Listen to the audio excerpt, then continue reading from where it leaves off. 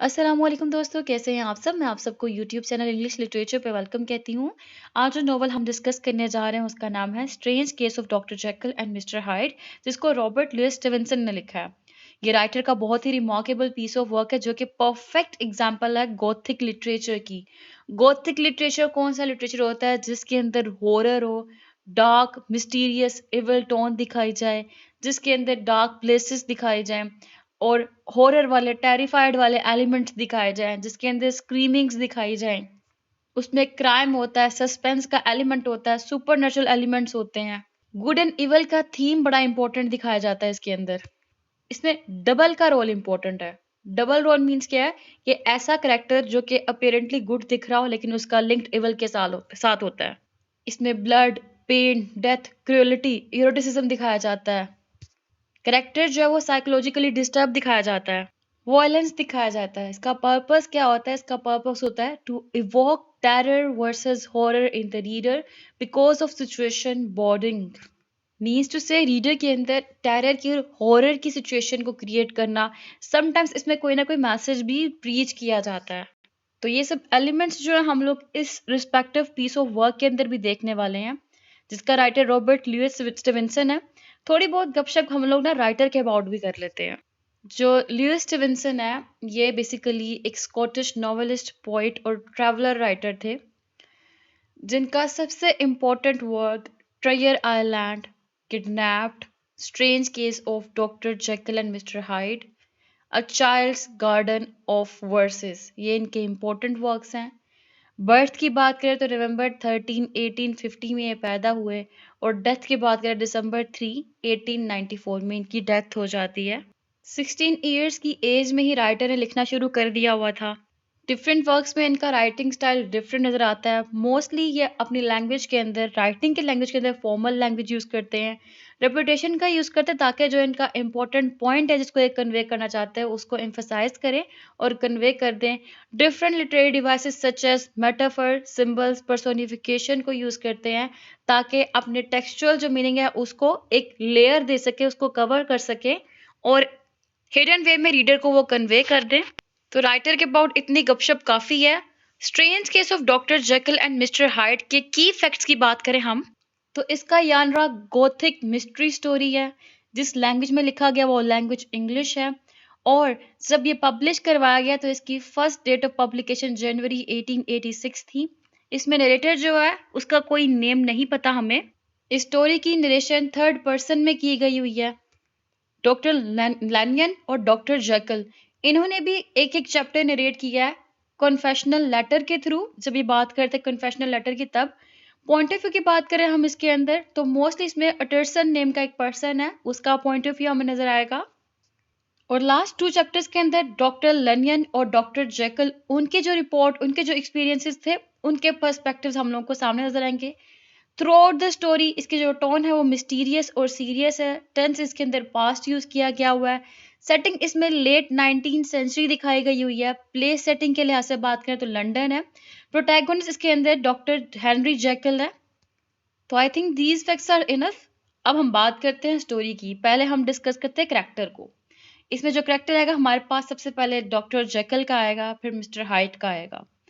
Doctor जेkyll जो है, इनका फुल नेम डॉक्टर हेनरी जेkyll है। एक वेल रिस्पेक्टेड, वेल मैनर्ड और एक इंटेलेक्चुअल मैन दिखाए गए हैं। बहुत वेल्दी हैं, बहुत रिस्पेक्टेबल हैं, बहुत इंटेलिजेंट है।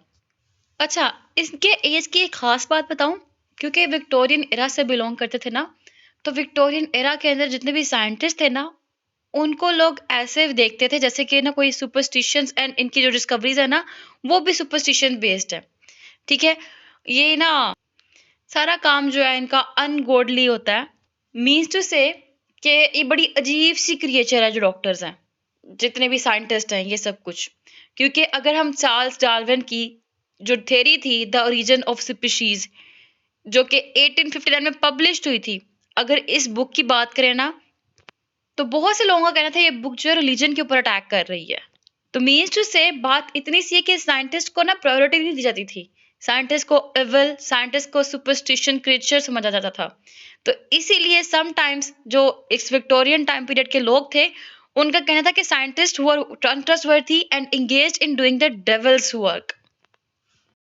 एनी हाउ ये मैंने आपको हिस्टोरिकल कॉन्टेक्स्ट बता दिया। विक्टोरियन टाइम पीरियड में साइंटिस्ट को समझा क्या जाता था, सुपरस्टिशन क्रिएचर समझा जाता था। ठीक है, अब बात करते हैं डॉक्टर जेकल की वापस। एक वेल रिस्पेक्टेड और इंटेलिजेंट साइंटिस्ट था इस स्टोरी के अंदर। एक वेल्दी मैन था जो कि अपने बटलर पूल के साथ रहता था। इसकी अपनी एक लेबोरेटरी थी जिसके अंदर ये अपने एक्सपेरिमेंट्स किया करता था, और इसने कुछ ऐसे एक्सपेरिमेंट्स किए जिसकी बेस पे ये बिल्कुल एलिनेटेड हो गया था अपने दोस्तों से और अपनी विक्टोरियन सोसाइटी से, क्योंकि वो एक्सपेरिमेंट ऐसा था जो कि अनबेरेबल था फॉर द सोसाइटी। क्यों? क्योंकि इसका कहना था, इसकी एक थ्योरी थी कि एक इंसान जो है उसके अंदर गुड एंड इवल एग्जिस्ट करते हैं, एंड वो गुड एंड इवल सेपरेट किए जा सकते हैं। और इसने अपना एक एक्सपेरिमेंट किया। जैसे ही नॉवल प्रोग्रेस हुआ तो हमने देखा कि इसके एक्सपेरिमेंट की बेस पे इसने जो अपना पोर्शन प्रिपेयर किया था उस पोर्शन की बेस पे गुड एंड इवल को अपने अंदर सेपरेट कर लिया, जिससे इसकी एक ड्यूअल आइडेंटिटी बन गई, एक और आइडेंटिटी बन गई, वो मिस्टर हाइड की आइडेंटिटी बन गई। हाइड नेम सिंबॉलिक है, हाइड HIDE होता है छुपाना, ठीक है, जो कि मिस्टर जो डॉक्टर जेकल के अंदर छुपी हुई एक आइडेंटिटी थी। ठीक है, तो इन शॉर्ट डॉक्टर जेकल और मिस्टर हाइड ये दोनों एक ही पर्सन है, लेकिन एक पर्सन की दो आइडेंटिटी है। एक आइडेंटिटी गुड है तो दूसरी इविल है। जो इविल है उसका नाम मिस्टर हाइड है, जो गुड है उसका नाम डॉक्टर जेकल है। मिस्टर हाइड जो है ये एक इविल कैरेक्टर है, मर्डरस है, और जेकल का अल्टर ईगो है। इसको स्टोरी के अंदर devilish, evil and a criminal mastermind के तौर पे डिस्क्राइब किया गया हुआ है। तो ये एक सेल्फिश किस्म का करैक्टर दिखाया गया हुआ है, एक वॉयलेंट करैक्टर दिखाया गया हुआ है, जिसकी फिजिकल अपीयरेंस ही बहुत ज़्यादा सिग्निफिकेंट है कि लोग इसकी फिजिकल अपीयरेंस देख के बहुत ज़्यादा डर जाते थे। इसने मर्डर किया एक यंग गर्ल का, इसने मर्डर किया एक पार्लियामेंट के मेंबर का, और उसके बाद इसकी ख्वाहिश ये थी, इसकी विश ये थी कि टोटल कंट्रोल कर ले जेकल के ऊपर। नेक्स्ट फैक्टर है हमारे पास मिस्टर अटरसन का, जिनका पूरा नेम है मिस्टर गैब्रियल अटरसन। ये रैशनल, क्यूरियस, काम और रिस्पेक्टेबल पर्सन दिखाए गए हैं। ज़्यादातर नॉवल जो है इन्हीं की पर्सपेक्टिव के साथ प्रेजेंट किया गया है। ये एक लॉयर है, और लॉयर होने की बेस पे ये एक रिस्पेक्टेबल वेल्दी मैन है विक्टोरियन लंदन के अंदर। और ये कैरेक्टर अपनी पर्सनैलिटी, अपनी ट्रेड्स की बेस पे डॉक्टर जेकल्स की जो विल है उसकी मिस्ट्री को अनकवर करता है। एनी हाउ स्टोरी के अंदर इसका एक पॉजिटिव रोल दिखाया गया है। फिर हम बात करते हैं पोल की। ये डॉक्टर जेकल का बटलर था। फिर मिस्टर रिचर्ड इनफील्ड की बात करते हैं। ये मिस्टर अटरसन का फ्रेंड और कज़न भी था। फिर सर डेनवर्स कैरियो की बात करते हैं। ये वो है जिसको मिस्टर हाइड ने मारा था। ये एक पार्लियामेंट का एक मेंबर भी था और बहुत रिस्पेक्टेबल मैन था। डॉक्टर लेनिन का कैरेक्टर रह गया, इनके बारे में मैं बता दूं आपको। ये बहुत ज़्यादा लॉयल और सिंसियर फ्रेंड थे डॉक्टर जेकल के जब स्टोरी स्टार्ट होती है। लेकिन इसका और डॉक्टर जेकल का ना एक आर्ग्यूमेंट शुरू हो जाता है। जो डॉक्टर जेकल की थ्योरी थी गुड एंड इवल को सेपरेट करने वाली, उसके ऊपर। और इसी बेस पे डॉक्टर जेकल और डॉक्टर लेनियन जो है इनका आपस में कॉन्फ्लिक्ट शुरू हो जाता है। और फिर डॉक्टर जेकल और डॉक्टर लेनियन आपस में आइसोलेट हो जाते हैं, अलग अलग हो जाते हैं, काफ़ी टाइम से मिलते नहीं हैं। और डॉक्टर लेनियन विटनेस भी हैं कि जेकल की जब ट्रांसफॉर्मेशन होती है हाइड के अंदर, उन्होंने अपने आंखों से देखा। इस बेस पे काफ़ी ज़्यादा ना स्केर्ड भी हुए, और स्केर्ड होने के बाद ये बीमार काफ़ी हो गए थे और इनकी डेथ हो गई थी। आउटस्पोकन करेक्टर है। तो यहाँ पे हमारे करेक्टर का इंट्रोडक्शन हो गया कवर। अब हम स्टार्ट करते हैं अपनी समरी को। जब समरी शुरू होती है ना, बड़ी स्ट्रेंज स्टोरी शुरू होती है। दो पर्सन, मिस्टर अटरसन और मिस्टर इनफील्ड, वॉक कर रहे होते हैं। जब वो वॉक कर रहे होते हैं तो उस दौरान ना वो बड़ा अजीब सा दरवाज़ा देखते हैं। वो दरवाज़ा देखने के बाद मिस्टर इनफील्ड को ना एक स्टोरी याद आती है, एक इवेंट याद आता है। वो अपना स्ट्रेंज इवेंट जो है ना मिस्टर अटरसन के साथ शेयर करते हैं। वो कहते हैं कि एक दफ़ा ऐसा हुआ था कि सुबह के 3 बजे हुए थे, यानी कि वन नाइट, रात का वक्त है और 3 AM का टाइम हो रहा है। कहता है मैं इस गली से, इस टाउन से ना वॉक कर रहा था तो एक मैंने डिसफिगर्ड मैन देखा, जिसके लिए ना इनफील्ड ने जगरनूट का वर्ड यूज किया। Means a huge, powerful and overwhelming force वाला पर्सन। एक मोटा सा, एक बड़ा सा। वो एक 8 साल की छोटी सी लड़की होती है, उसके ऊपर से गुजर के जा रहा होता है। बड़ा ही रूड बिहेवियर दिखाया उसका ना। तो कहते फिर उसको डॉक्टर के पास लेके गए। फिर जब वो आदमी पकड़ा गया, फिर इनफील्ड ने, डॉक्टर ने और लड़की की फैमिली ने डिसाइड किया कि इसको हम पुलिस में भेजने की बजाय इसको ब्लैकमेल करते हैं कि हम लोगों को ये 100 पाउंड्स दे। जितनी ये गर्ल की जो फैमिली थी ना, ये लड़की की जो फैमिली थी, उनकी फैमिली को ये 100 पाउंड्स दे। ये वाला फैसला कर लिया। अच्छा, फिर ये बड़ा आदमी जो मिस्टीरियस मैन था ये उठा, डिसअपीयर्ड हो गया और जाके ये किया इसने इस स्ट्रेंज डोर से। ये आप पिक्चर में देख रहे होंगे एक डोर जिसको ये अनलॉक कर रहा है, ठीक है? ये स्ट्रेंज डोर इसको कहा गया, जिसको अभी मिस्टर पटरसन और सामने मिस्टर इनफील्ड ये दोनों देख रहे हैं। कहता है इस डोर से डिसअपीयर्ड हो गया। कुछ टाइम बाद वो आया, उसने 10 पाउंड्स गोल्ड के पकड़े थे, सामने एक चेक था जिसके ऊपर साइन किया हुआ था एक third party doctor Henry Jekyll, उनके साइन किए हुए थे, वो लेकर वापस आ गया। फिर कहता है कि हम लोगों को खौफ आया कि शायद ही हमारे साथ कोई फ्रॉड कर रहा है। डॉक्टर ने इनफील्ड यानी कि मैंने और फैमिली ने इसको फोर्स किया कि तुम यहाँ पे रुको, जब तक बैंक ओपन नहीं होता हम कैश नहीं करवा लेते, हम तुम्हें कहीं जाने नहीं देंगे। फिर उसके बाद बैंक ओपन होता है, वो कैश करवा के आते हो और बड़ा सरप्राइज होता है इनफील्ड कि जो चेक था वो कैश हो गया और ये पैसे लेके आया था। तो ये अनबिलीवेबल चीज लगी थी उसको, इनफील्ड को। फिर कहता कि ना थ्रू आउट द स्टोरी, जब उसने स्टोरी नरेट की अपनी कि ऐसा ऐसा हुआ कि आदमी ने 8 साल की लड़की के ऊपर पाँव रख दिया, फिर लड़की के घर वालों ने, मैंने और डॉक्टर ने फैसला किया कि हम इसे पैसे लेंगे, पुलिस के हवाले नहीं करेंगे। फिर ये पैसे लेके आया, चेक लेके आया, चेक के ऊपर डॉक्टर हैनी जेकल के साइन हुए हुए थे। तो उसके बाद कहता थ्रू आउट द नरेशन में इसने क्या नहीं कहा, उसका नेम नहीं कहा, एक मिस्टीरियस मैन कहा उसको कि ऐसा आदमी था वैसा आदमी था, नेम मेंशन नहीं किया। फिर ना अटरसन पूछता उससे कि उसका नाम क्या था, कि जिसका तुम बारे में बात कर रहे हो। तो कहता उसका नाम मिस्टर एडवर्ड हाइट था। फिर अटरसन पूछता है क्या वो आदमी जिसके बारे में तुम बात कर रहे हो मिस्टर हाइड की, उसने की का यूज किया था दरवाजे के अंदर जाने के लिए? तो तो एनफील्ड ने कहा हाँ बिल्कुल ऐसा ही है। फिर इन दोनों ने कहा कि हम दोबारा इस वाक्य के बारे में बात नहीं करने वाले। ये स्ट्रेंज स्टोरी सुनाता है इनफील्ड अटरसन को। यहाँ से स्टोरी की स्टार्ट होती है। फिर इसके बाद क्या होता है, उसी शाम में जब अटरसन वापस आता है और आके एग्जामिन करता है मिस्टर जेकल की विल को, वो देखता है उस जेकल की विल के अंदर ना एक डिमांड की हुई है। जेकल ने किस चीज की डिमांड की हुई है कि इसके मरने के बाद जो इसके जितने भी इनहेरिटेंस है सारी की सारी मिस्टर हाइड के हवाले कर दी जाए। ये सुन के बड़ा हैरान होता है क्योंकि ताजा ताजा इसकी डिस्कशन हुई होती है अभी इनफील्ड के साथ। तो ये बात सुन के बड़ा हैरान होता है कि इनफील्ड ने तो बताया था कि हाइड ने ऐसा ऐसा किया था। जेकल तो एक बड़ा नाइसेस्ट पर्सन है, उसने की अपनी सारी की सारी विल इसके हवाले करने का फैसला किया। अब ये सब कुछ सुनने के बाद ना अटरसन फैसला करता है कि वो ना डॉक्टर लेनियन के पास जाएगा। अब वो डॉक्टर लेनियन के पास जाता है जो कि अनदर फ्रेंड है अटरसन का और जेकल का, और वो उसे डिस्कस करता है कि तुम्हारी डॉक्टर जेकल से कोई बात हुई है। लेनियन बताता है कि मेरी उससे बात नहीं हुई, काफ़ी लम्हा गुजर गया है, क्योंकि मेरा उससे एक पॉइंट था, एक टॉपिक था, उससे डिसएग्रीमेंट हो गया था। वो टॉपिक ये था कि वो कहता था कि उसकी एक थ्योरी है इविल और गुड को लेकर, कि एक ह्यूमन बीइंग जो है उसके अंदर इविल और गुड एग्जिस्ट करता है, उस इविल को और गुड को हम सेपरेट कर सकते हैं।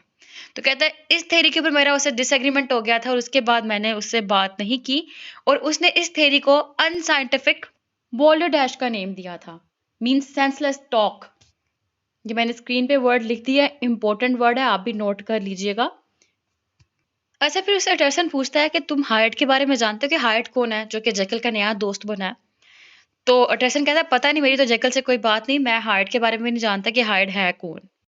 अब लेनियन जो है उसको छोड़ने के बाद अटरसन वापस आता है। आकर जब वो सोता है ना, सोने के बाद उसको टेरिफाइंग ड्रीम आ रहे होते हैं, जो कि मैंने आपको बताया था कि फीचर है गॉथिक लिटरेचर का। अब वो जो टेरिफाइंग किस्म के ख्वाब देखता है ना, उसमें देखता है कि उसने एक इविल हाइड को देखा है जिसका जो फेस है ना वो छुपा हुआ है, वो फेसलेस है ड्रीम के अंदर।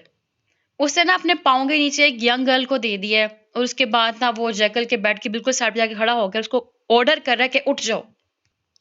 इतना वो ख्वाब देखता है, ख्वाब देख के वो डर के उठ जाता है। कौन? अटरसन। अब ख्वाब में क्या हुआ था? ख्वाब में ये हुआ था कि इसने फेसलेस हाइड को देखा, और वो फेसलेस हाइड जो है वो एक लड़की उसको अपने पाँव के नीचे देखकर उसके साथ जो है ना रूड बिहेवियर करके उसको मार मुर के आगे जा रहा है, और जाने के बाद वो जेकल के बिल्कुल बेड के साइड पे जाके खड़ा हो गया, उसको ऑर्डर कर रहा है कि उठो। ठीक है, इतना ख्वाब देख के अटरसन डर गया और डर से ये खुद उठ गया, और उठने के बाद कहता है कि काश मैंने उसका चेहरा देख लिया होता तो मैं ये जान जाता कि क्यों इसके दोस्त ने हाइड से दोस्ती की, जेकल ने हाइड से दोस्ती क्यों की? जेकल तो इतना नोबल पर्सन है, इतना रिस्पेक्टेबल मैन है, उससे तो एक्सपेक्ट किया ही नहीं जा सकता कि वो इस तरह के आदमी से दोस्ती करे। फिर उसके बाद ना इसने स्पाई करना शुरू कर दिया। इसने कहा मैं खुद देखूंगा ये कौन है मिस्टर हाइड। इसने ना उस मिस्टीरियस डोर के पास जाके खड़ा हो गया और जाके मिस्टर हाइड का इंतजार करना शुरू किया कि कब वो एंटर होता है, कब वो एग्जिट होता है इस दरवाजे से। अब एक दिन क्या हुआ, one night he finally runs into the mister Hyde and confirms him as he is about to enter the building. एक रात ये फाइनली देख लेता है मिस्टर हाइड को। ये मिस्टर हाइड अब एंटर हो रहा है ना जिस टाइम पे, इस टाइम पे इनकाउंटर होता है अटर्सन का इसके साथ। तो वो कहता है मैं अटर्सन हूँ, मैं जेकल का दोस्त हूँ। तो कहता है मैं तुम्हें जानता हूं, तुम्हारा नाम हाइड है। हाइड अटर्सन से उसके एड्रेस के अबाउट पूछता है, तो अटर्सन उसको रिस्पॉन्स में ना अपना बिजनेस कार्ड दे देता है। फिर इस सीन के बाद अटर्सन जाता है डॉक्टर जेकल को देखने के लिए, लेकिन वहाँ पे पॉल जो कि बटलर है जेकल का, वो बताता है कि डॉक्टर जो है वो घर पे नहीं है। अब यहाँ से अटर्सन को पता लगता है कि हाइड जो है वो कभी भी डायरेक्टली इस घर के अंदर नहीं आया। वो मिस्टीरियस डोर यूज करके घर के अंदर एंटर होता है, जो कि जैकल के ओल्ड डायसेक्टिंग रूम में जाता है। और उसके बाद उसको भी पता लगता है कि हाइड जो है उसने कभी भी बैठ के घर वालों के साथ खाना नहीं खाया, लेकिन कभी कभी विजिट करता रहता है। और जब भी विजिट करता है तभी करता है जब जैकल घर पे नहीं होता। और जैकल ने घर वालों से कहा था, इवन कि स्पॉल से भी कहा था, treat him as you do with me, जैसे तुम मुझे ट्रीट करते हो तुम वैसे ही उसको ट्रीट करना। और जैकल ने कहा था कि समटाइम मैं घर पे ना भी हूं तब भी वो आया करेगा, वो जो चाहता है वो जैसा करता है उसको वैसा करने देना। फिर सब कुछ बातें सुनने के बाद अटर्सन वापस आता है, वहां से निकलता है ना, उसके घर से वापस जा रहा है अपने घर। तो रास्ते में सोचता है कि हाइड जो है ना वो ब्लैकमेल कर रहा होगा जैकल को, क्योंकि हो सकता है जैकल ने कुछ टेरिबल क्राइम कमिट किया हो पास्ट में अपनी लाइफ के अंदर, और उसी बेस पे ये हाइड उसको तंग कर रहा हो, और तंग करके इसने सारी विल अपने नाम करवा ली हो। फिर 2 वीक्स गुजरते हैं। 2 वीक्स लेटर डॉक्टर जैकल जो अपने घर के अंदर एक पार्टी अरेंज करते हैं जिसके अंदर मिस्टर अटर्सन भी आते हैं। अब सारे के सारे जब गेस्ट चले जाते हैं, पार्टी ओवर होती है, अटर्सन ना पकड़ता है जैकल को और उससे बात करता है विल के मैटर के ऊपर, और उसे कहता है कि मैं हाइड के बारे में बहुत कुछ जान चुका हूँ। ये सुनने के बाद जैकल ना बड़ा अपसेट होता है और कहता है अटर्सन को कि इस सब्जेक्ट को छोड़ दो। अटर्सन कहता है कि नहीं, मुझे तुम बताओ हाइड के बारे में, मैं उसके बारे में बहुत कुछ और भी जान चुका हूँ। फिर जैकल अगेन कहता है कि इस सब्जेक्ट को छोड़ दो, इसके ऊपर बात नहीं करनी चाहिए। हम वो और वो जो हाइड है वो जल्दी यहाँ से चला जाएगा, मैं उसके जल्दी मैं उससे छुटकारा पा लूंगा, मेरे साथ मजीद नहीं रहेगा। फिर मिस्टर अटर्सन जो है इसकी बात सुनने के बाद खड़े होते हैं और वापस जाने लगते हैं। तो जैकल उनको कहता है कि मैं बहुत इंटरेस्ट रखता हूँ उस पुअर हार्ड के अंदर, मैं आपसे माफ़ी मांगता हूँ उसके रूड बिहेवियर के ऊपर, और मैं आपसे ना बैक करता हूँ, मैं आपसे दरख्वास्त करता हूँ, रिक्वेस्ट करता हूँ कि जब मैं मर जाऊँ, मैं यहाँ पर ना रहूँ, तो बहुत ज़्यादा ख्याल रखना आप हाइड का। अब इसके बाद 1 साल गुजरता है, और 1 साल गुजरने के बाद लंदन का एक रिस्पेक्टेड मेंबर है जिसका नाम सर डेनवर क्रू है, उनका मर्डर हो जाता है। और एक मेड होती है, अपनी खिड़की से सारा कुछ देखती है बाहर, बताती है कि एक बड़े ही नाइसेस्ट पर्सन थे, ओल्ड एज थी, एक ऑनरेबल मैन थे, जो कि स्ट्रीट से गुजर रहे थे। तो उसी ड्यूरेशन के अंदर एक पर्सन जिसका नाम मिस्टर हाइड था वो सडनली आए और आकर उसने अटैक किया मिस्टर क्रू के ऊपर। वो रिवील करती है कि जो मर्डरर है वो मिस्टर हाइड थे। और मिस्टर हाइड क्या करते हैं, मिस्टर हाइड उसको, जो मिस्टर जैकल की थी ना, डॉक्टर जैकल की वो केन थी, उस केन से मारते हैं, उसकी लकड़ी से, उस छड़ी से मारते हैं। ये हॉरिबल सीन देखने के बाद ना जो मेड है वो फेंट, वो बेहोश हो जाती है, और उसके बाद यही विटनेस बनती है इस हॉरर हॉरर इवेंट का, जैसा कि आप यहाँ पे देख सकते हैं सीन के अंदर कि ये है जो नीचे जमीन पड़े हुए हैं, ये है क्रू, और ये जो मार रहा है ये है हाइड। अब स्ट्रीट में मिस्टर क्रू चल रहे थे और इन्होंने जब हेलो किया हाइड को, तो हाइड ने आगे से उनको हेलो का रिस्पॉन्स मार मार के दिया। अब ये सारा इवेंट देखने वाली कौन थी? मेड थी, जो देखकर बेहोश हो गई थी। जब मेड को होश आया उसने पुलिस को फोन लगाया, और पुलिस को फोन लगाने के बाद इसने सारा ये सीन बताया जो हुआ था यहाँ पे मर्डर का। पुलिस आती है, डेड बॉडी देखती है, डेड बॉडी को देखकर वो उसमें देखती है डेड बॉडी के पास ना एक लेटर होता है जिसके ऊपर मिस्टर अटर्सन का नेम लिखा होता है। पुलिस कांटेक्ट करती है मिस्टर अटर्सन को और पूछती है कि ये कौन है। मिस्टर अटर्सन आइडेंटिफाई करते हैं कि ये तो सर डेनवर क्यू की डेड बॉडी है, जो कि पार्लियामेंट के एक मेंबर हैं। अब ये सब कुछ डिस्कवर करने के बाद जो मिस्टर अटर्सन थे वो पुलिस को मिस्टर हाइड के घर पे लेके जाते हैं, वहां जाके देखते सब कुछ बिखरा बुखरा होता है, जो केन है वो भी टूटी हुई होती है और चेक्स भी जले हुए होते हैं, और पता लगता है कि मिस्टर हाइड जो है वो डिसअपीयर्ड हो चुका हुआ है, वो कहीं पे भी नहीं मिलता। और जिन लोगों ने उनको देखा भी होता है ना मिस्टर हाइड को, वो भी इस चीज पे एग्री है कि वो इविल अपीयरेंस रखता है, लेकिन उसको इन डिटेल डिस्क्राइब नहीं कर पाते। अब जब मर्डर हो गया, मर्डर के बाद मिस्टर एंडरसन जो है वो डॉक्टर जैकल के घर में जाते हैं, उनसे मुलाकात करते हैं, और सारा मैटर जो होता है ये क्रू की डेथ का, सर डेनवर क्रू, इनकी डेथ का जो मर्डर होता है सारा का सारा डिस्कस करते हैं, और कहता है कि तुमने हाइड को छुपाया हुआ है। फिर जैकल कहता है कि मैंने हाइड को नहीं छुपाया, और जैकल कहता है कि अब हाइड कभी वापस नहीं आएगा, और वो उसको एक लेटर दिखाता है, टर्सन को कहता है ये लेटर जो है ये मुझे हाइड ने दिया था, इसको तुम पढ़ो। उसमें वही लिखा होता है कि मैं वापस कभी नहीं आऊंगा। ये देखकर ना जो डॉक्टर अटर्सन है वो बड़ा सेटिस्फाइड फील करता है, चलो ठीक है कि अब ये वापस नहीं आएगा। उसने हार्ट ने जैकल को थैंक्स कहा होता है कि उसने अपना काइंड बिहेवियर दिखाया। अटर्सन कहता है कि वो खुश है इस चीज पे कि वो चला गया, यहाँ से डिसअपीयर्ड हो गया, वापस नहीं आया, वरना मुझे ये था कि डर कि वो तुम्हारी लाइफ को भी नुकसान पहुंचा सकता है। फिर इसके बाद जब अटर्सन वापस जा रहा होता है, तो जो जैकल का बटलर था पूल, वो बताता है अटर्सन को कि आज तो कुछ भी डिलीवर नहीं किया गया घर के अंदर। अब ये सुन के जो डर्सन था उसको और ज्यादा सस्पिशन होने लग पड़ते हैं कि मुझे तो लेटर दिखाया है जैकल ने, जबकि पोल तो बता रहा है आज तो कोई लेटर ही नहीं आया, कुछ भी डिलीवर नहीं किया गया घर के अंदर। अब इसके बाद जब डर्सन अपने घर वापस आ जाता है तो उसको डिनर का इनविटेशन मिलता है जैकल से। अब जब वो लेटर मिलता है उसको डिनर के इनविटेशन के लिए जैकल की तरफ से, अटर्सन क्या करता है, अटर्सन हाइड का भी लेटर निकालता है जो कि इसको जैकल नहीं दिया था, और जैकल का लेटर भी निकालता है और उनको एग्जामिन करना शुरू कर देता है। उसको बड़ा गुस्सा आता है चीज नोट करके कि कहता है ये जो लेटर है ये जैकल की हैंड राइटिंग में है, जैकल ने ही खुद ये लेटर लिखा है मर्डरर के लिए। फिर इसके बाद ऐसा होता है कि काफी वक्त गुजर चुका है, चैप्टर 3 स्टार्ट होता है ना, हम देखते हैं काफी टाइम गुजर चुका है लेकिन कोई भी अब तक हाइड को कैप्चर नहीं कर पाया, और जैकल जो है वो इविल इन्फ्लुएंस जो था वो हाइड का उसके ऊपर, उससे अभी फ्री है और एक न्यू मैन बन चुका हुआ है, एक फ्री मैन बन चुका हुआ है। वो अपने आप को चैरिटी देने में डिवोट करता है, वो एंटरटेन करने में लोगों को अपना टाइम डिवोट करता है, वो हाईली सोशलेबल बन चुका हुआ है। अब एक दिन ना डॉक्टर जैकल के घर में पार्टी होती है, डिनर पार्टी। वहां पे डॉक्टर लेनियन भी आते हैं, सारे के सारे बड़ा खुश होते हैं, अपना अच्छे से टाइम स्पेंड कर रहे होते हैं। कुछ दिन गुजरने के बाद एंडरसन दोबारा आता है जैकल की तरफ, फिर पूल बताता है कि डॉक्टर जैकल ने अपने आप को लॉक कर लिया हुआ, वो किसी से भी नहीं मिलता। तो अब जब हफ्ता गुजरता है इस बात को, फिर एंडरसन सोचता है कि मुझे डॉक्टर लेनियन के पास जाना चाहिए। एंडरसन डॉक्टर लेनियन के पास जाता है और उससे मिलता है, और उससे ना जैकल के अबाउट बात करता है। तो कहता है मेरी अभी उससे कोई बातचीत नहीं हुई है, मेरी तबीयत बहुत खराब है, और ना ही मैं जैकल के अबाउट कोई बात करना चाहता हूँ। वो बताता है कि मैं ऐसे शौक से सफ़र कर रहा हूँ जिसके अबाउट मैं कभी भी रिकवर नहीं हो सकता, मेरी तबीयत इस तरह की ख़राब हुई है। फिर टर्सन बताता है कि जैकल भी इल है। लेनिन कहता है कि मुझे उसके बारे में कोई बात करनी नहीं है।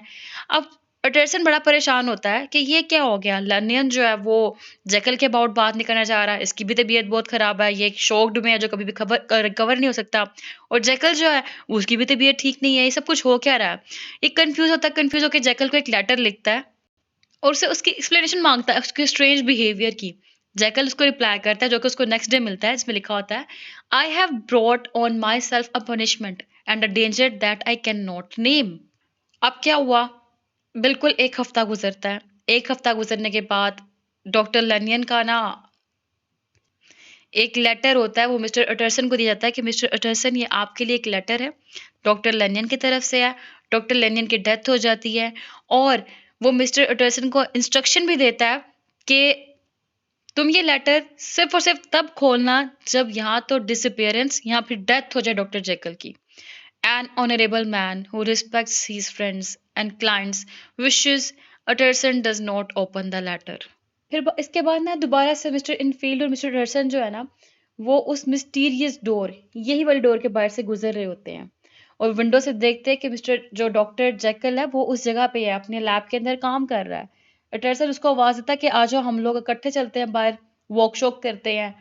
तो जब जैकल अपना फेस दिखाता है ना, बड़ा टायर्ड सा, बड़ा थका हुआ सा फेस दिखाता है, और वो कहता है कि नहीं तुम लोग जाओ, मैं ना अभी काम कर रहा हूँ, मैं मसरूफ हूँ, मैं नहीं आऊंगा।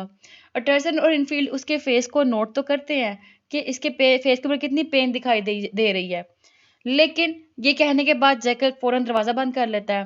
फिर उसके बाद अटरसन और इनफील्ड दोनों अब दोबारा से अपनी वॉक के लिए निकल जाते हैं without speaking of the incident. इस इंसिडेंट के बाद ना एक दिन जो पोल है वो बड़ा घबराया हुआ परेशान हुआ ना जाता है अटरसन के पास और कहता है हमें तुम्हारी हेल्प चाहिए क्योंकि जो डॉक्टर जैकल है वो काफ़ी डेज से रूम के अंदर लॉक्ड है, उनकी तबीयत काफ़ी ख़राब रहती है, वो रूम से बाहर नहीं आते, तो तुम हमारे हेल्प के लिए साथ हमारे आ जाओ। अटरसन उसकी हेल्प के लिए आ जाता है उनके घर। जब आता है तो देखता है कि सब के सब सर्वेंट जितने भी मेड हैं जितनी सर्वेंट्स हैं सबके सब बड़े परेशान हैं, इवन कि एक तो उनमें से रो भी रही होती है। फिर वो अटरसन अपने साथ पूल को लेके जाता है और कहता है कि तुमने ना दरवाज़ा नहीं खोलना, अंदर नहीं जाना जब तक कि तुम्हें वो अंदर खुद भी इनवाइट करो तुम तब भी अंदर नहीं जाना, मेरे साथ तुमने यहाँ पे खड़े रहना है। फिर उसके बाद ना पूल बताता है उसको कि पता नहीं मास्टर को क्या हो चुका हुआ है, मास्टर की आवाज़ भी चेंज हो चुकी हुई है, पहले की तरह इनकी आवाज़ नहीं रही। ऐसा लगता है जैसा कि ना मास्टर को कोई मार दिया हो किसी बंदे ने और कोई और बंदा मास्टर बन के हमारे ऊपर रूल कर रहा है, हमारे ऊपर ऑर्डर्स कर रहा है, ऐसा फील होता है। और कहता है कि ना पता नहीं मास्टर अजीब से किस्म की ना केमिकल की डिमांड कर रहा था, उसने मुझे कहा कि आप केमिस्ट के पास जाओ और for God sake find me some of the old drug. वो कहता है कि मुझे उन्होंने कहा कि स्पेसिफिक किस्म की कोई मेडिसिन है वो केमिस्ट से लेके आऊँ। मैं लेने के लिए गया था तो मुझे ना वहाँ से फेक कहते मिली थी, ये ओरिजिनल वाली नहीं थी जो मेडिसिन मुझे दी थी उसने केमिस्ट ने। तो मुझे मास्टर ने कहा यानी कि जो जैकिल है डॉक्टर जैकिल उन्होंने कहा कि मुझे खुदा के लिए वो ओल्ड वाली ड्रग ला के दो जो तुम मुझे पहले ला के देते थे, तुमने मुझे अब सही वाली ड्रग नहीं ला के दी। कहता तुम्हें जहाँ भी जाना पड़े तुम जाओ, तुम जाके मुझे वाली ड्रग ला के दे दो। और उसके बाद जैकल के रूम से ज़ोर-ज़ोर से स्क्रीमिंग की आवाज़ आती रहती है और इसके अलावा जैकल जो किसी से मिलता नहीं है, अपने रूम में ही रहता है, हम बड़ा परेशान हैं, क्या किया जाए? अटरसेन जो है वो कहता है कि अब इस रिडल को सॉल्व करना ही होगा। वो कहता है पूल से कि तुम जाके अपने साथ ना एक एक्स लेके आओ। वो कुल्हाड़ा लेके आता है और उसके बाद ना दोनों खड़े हो जाते हैं जैकल के दरवाज़े के पास और कुल्हाड़े से उसके दरवाज़े को तोड़ते हैं। जब कुल्हाड़े से उसके दरवाज़े को तोड़ते हैं तो ज़मीन के ऊपर फर्श के ऊपर एक डेड बॉडी गिरी होती है जो कि एक ड्वार्फ लाइक बॉडी होती है, छोटी सी बॉडी जिसके अंदर कहा जाता है कि जैकल के कपड़े पहने हुए थे, कपड़े बड़े-बड़े पहने हुए थे।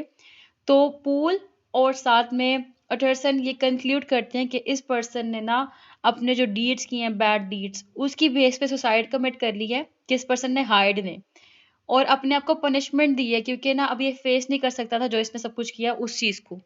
फिर ये पूल और अटरसन मिलके जो जैकल है उसको ढूँढना शुरू कर देते हैं, लेकिन उनको उसकी बॉडी क्या उसका कुछ भी नहीं मिलता। फिर जैकल के टेबल के ऊपर अटरसन को एक लार्ज एनवेलप मिलता है जिसके ऊपर अटरसन का नेम लिखा होता है। उसमें इसको बहुत कुछ एनक्लोज़ होता है, जैसा कि नंबर 1 पे उसको पता लगता है कि जो विल इसने हाइड को दी थी, वो विल की सारी इसने अटरसन के नेम लगा दी हुई है। इसको कुछ और लेटर्स भी मिलते हैं जिसमें जैकल ने रिक्वेस्ट की होती है अटरसन से कि जो डॉक्टर लेनियन का लेटर है उसको पहले पढ़े। तुम्हें डॉक्टर लेनियन के लेटर से सारा कुछ जो भी आंसर्स हैं मिल जाएँगे। अगर स्टिल तुम अनआंसर्ड रहे, तुम्हें आंसर्स ना मिले तो जो फिर जैकल ने अपनी एक लार्ज कन्फेशन लिखी है ना, उसको पढ़ना। फिर अटरसन जो है वो पूल को कहता है कि तुमने इसके बारे में किसी को भी नहीं बताया ना, अगर तुम बताओगे ना तो जो डॉक्टर की रेपुटेशन है ना उसको उसको इफ़ेक्ट होगा। अब अटरसन वापस अपने घर जाता है और जाकर वो डॉक्यूमेंट्स पढ़ना शुरू कर देता है। अब पहला जो वो डॉक्यूमेंट पढ़ता है चैप्टर नंबर 9 जब स्टार्ट होता है वो डॉक्टर लेनियंस नैरेटिव होता है। मीन्स जो लेटर उसने कहा था कि जब जैकल डिसअपीयर्ड हो जाए या मर जाए तब पढ़ना, वो वाला लेटर होता है। तो वो पढ़ना शुरू करता है। उसमें लेनियन जो है ना वो बताना शुरू करता है सारी नरेशन। लेनियन बताता है कि मुझे ना जैकल की तरफ से एक लेटर आया था जिसमें मुझे उसने कहा था कि अर्जेंट आपसे मिलना है, मेरे पास आ जाओ। रिक्वेस्ट की थी उसने मुझसे और कुछ मुझे इंस्ट्रक्शंस दिए थे। उसने कहा था कि मैं जैकल के घर जाऊँ, वहाँ से जो स्पेसिफिक ड्रॉवर पड़ा है कैबिनेट के अंदर वो वहाँ से उठा के ले जाओ, अपने पास रख लूँ। कहता पूल जो था उसने मेरी हेल्प की थी अपर रूम में जाने के लिए और वहाँ से उसने मुझे ड्रॉवर निकाल के दिया था और जो भी उसके अंदर कंटेंट थे वो सब कुछ। वो कंटेंट और ड्रॉवर लेकर मैं अपने घर आ गया था जल्दी से।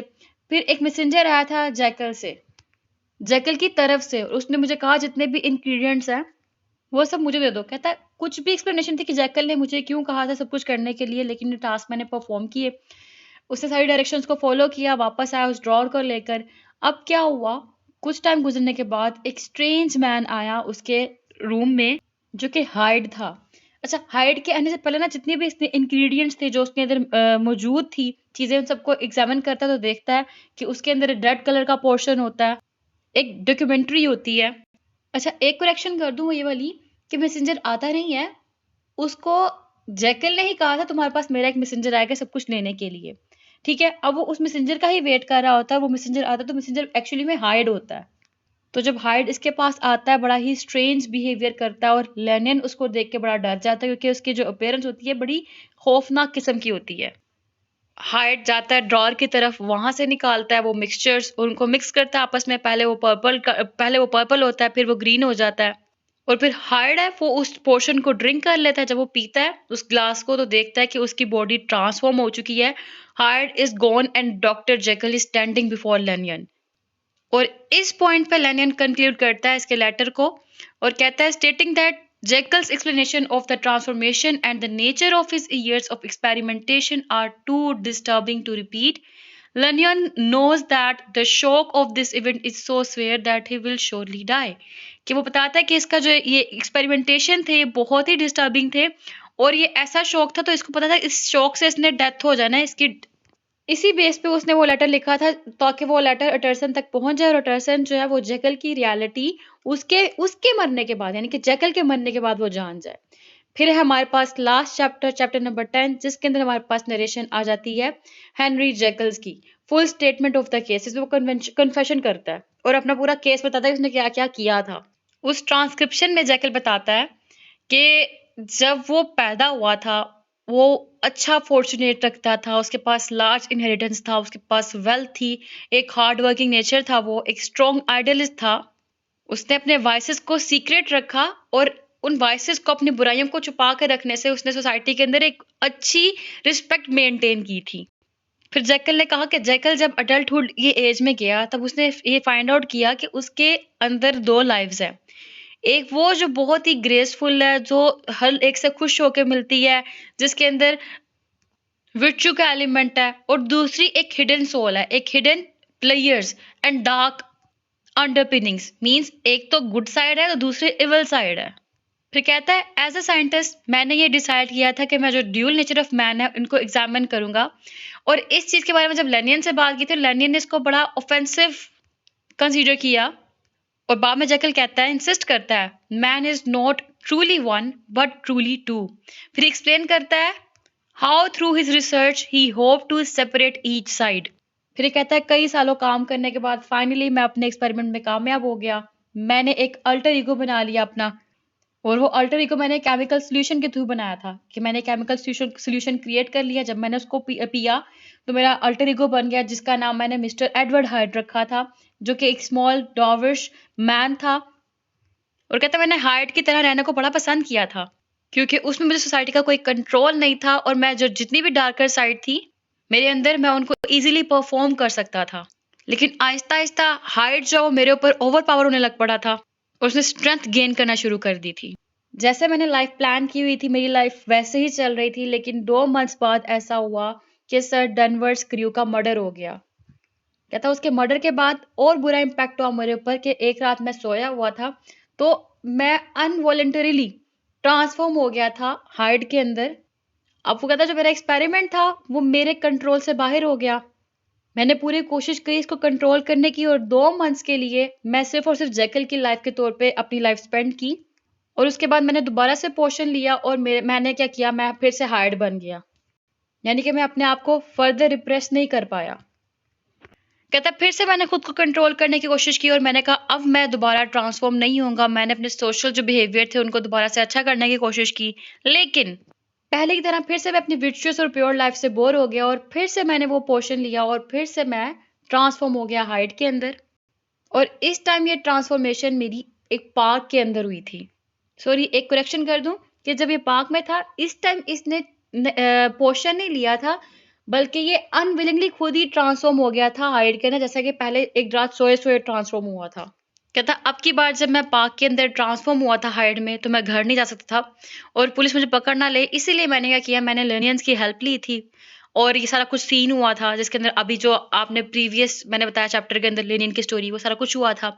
फिर कहता है इसके बाद जो है मैं थोड़ा सा ठीक होकर अपने घर आया लेकिन दोबारा से हाइड मेरे ऊपर ज्यादा स्ट्रोंगर अपना इफेक्ट रखने लग पड़ा और जो जैकल था वो बिल्कुल खत्म होने लग पड़ा।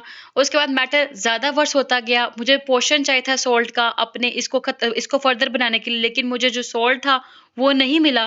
मुझे न्यू सॉल्ट दिया गया जो कि इफेक्टिव नहीं था, जिस बेस पे मैं वो पोर्शन नहीं बना पाया, और मुझे रियलाइज हुआ कि जो नया आ रहा है सॉल्ट उसके अंदर इम्प्योरिटीज हैं, वो ओरिजिनल नहीं है। क्योंकि जो ओल्ड सॉल्ट था वो ओरिजिनल था, और ये वाले एलिमेंट्स जो न्यू में है वो ओल्ड वाले में नहीं है, और जो ओल्ड में थे वो न्यू वाले में नहीं है। इट मीन्स जो न्यू वाला वो इफेक्टिव नहीं, क्योंकि ये ओरिजिनल नहीं है इसी बेस पे। फिर कहता है कि मुझे रियलाइज हो गया कि मैं दोबारा अब फर्दर जेकल के अंदर ट्रांसफॉर्म नहीं होने वाला, मैं हाइड ही रहने वाला हूँ। कहता है मैंने अपने जो लास्ट पोर्शन था उसका डोज लिया, और वो डोज लेकर मैंने ये सारा लेटर, ये सारी विल कंपोज की, जिसके अंदर मैंने सारा कुछ अटर्सन के नाम लिखा, और सारी स्टोरी मैंने अटर्सन को एक्सप्लेन की कि ये सिचुएशन थी। और लिखते हुए जेकल ने भी क्लेम किया, he cannot be sure how Hyde will react when the rest of the world discovers him, but he states that without a doubt when Utterson reads the letter Henry Jekyll will have ceased to exist, यानी कि वो खत्म हो चुका होगा, उसका एक boring and हो चुका होगा। तो चैप्टर 10 में सारे कन्फेशन सामने आ जाता है हमारे पास, और जितनी मिस्ट्रीज थी वो सब के सब खुल के सामने आ जाती हैं। तो आई होप ये वीडियो हेल्पफुल रही होगी। इसके जो थीम है वो है scientific development, good versus evil, and the duality of human nature, nature and the supernatural। ये इसके इम्पोर्टेंट थीम है।